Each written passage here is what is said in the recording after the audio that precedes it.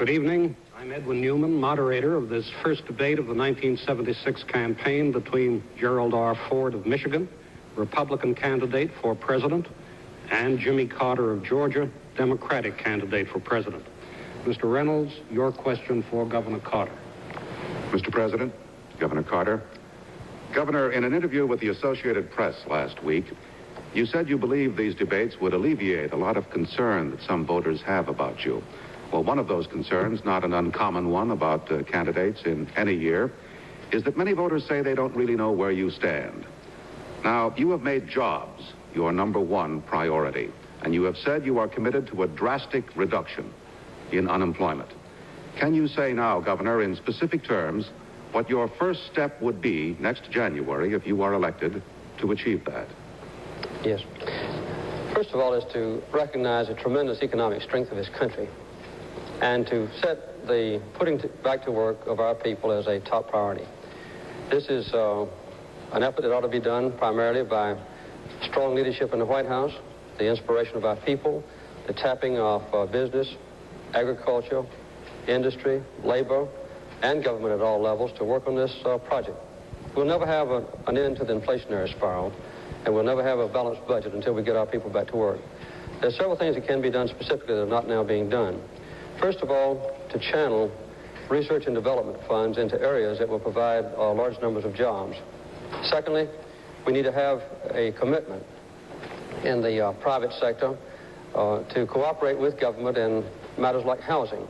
Here, a very small investment of taxpayers' money in the housing field can bring large numbers of extra jobs in the guarantee of mortgage loans, in the putting forward of 202 programs for housing for older people and so forth to cut down the roughly 20% unemployment that now exists in the construction industry.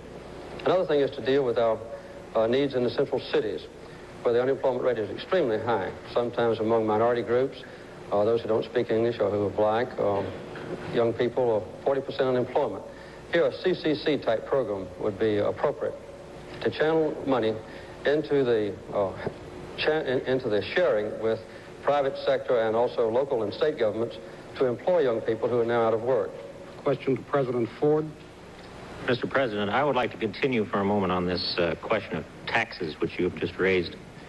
You have said that you favor more tax cuts for middle-income Americans, even those earning up to $30,000 a year.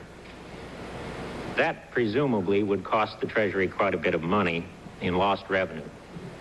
In view of the very large budget deficits that you have accumulated and that are still in prospect, how is it possible to promise further tax cuts and to reach your goal of balancing the budget? At the time, Mr. Gannon, that I made the recommendation for a $28 billion tax cut, 3/4 of it to go to individual taxpayers and 25% to American business, I said at the same time that we had to hold the lid on federal spending, that for every dollar of a tax reduction, we had to have an equal reduction in federal expenditures, a one-for-one proposition. And I recommended that to the Congress with a budget ceiling of $395 billion, and that would have permitted us to have a $28 billion tax reduction. In my tax reduction program for middle-income taxpayers, I recommended that the Congress increase personal exemptions from $750 per person to $1,000 per person. That would mean, of course, that for a family of 4, that family would have $1,000 more personal exemption, money that they could spend for their own purposes, money that the government wouldn't have to spend. But if we keep the lid on federal spending, which I think we can with the help of the Congress, we can justify fully a $28 billion tax reduction. Governor Carter, your response.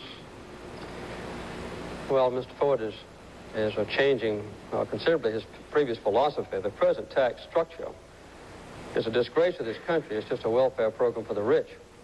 As a matter of fact, 25% of the total tax deductions go for only 1% of the richest people in this country. And over 50% of the tax credits go for the 14% of the richest people in this country.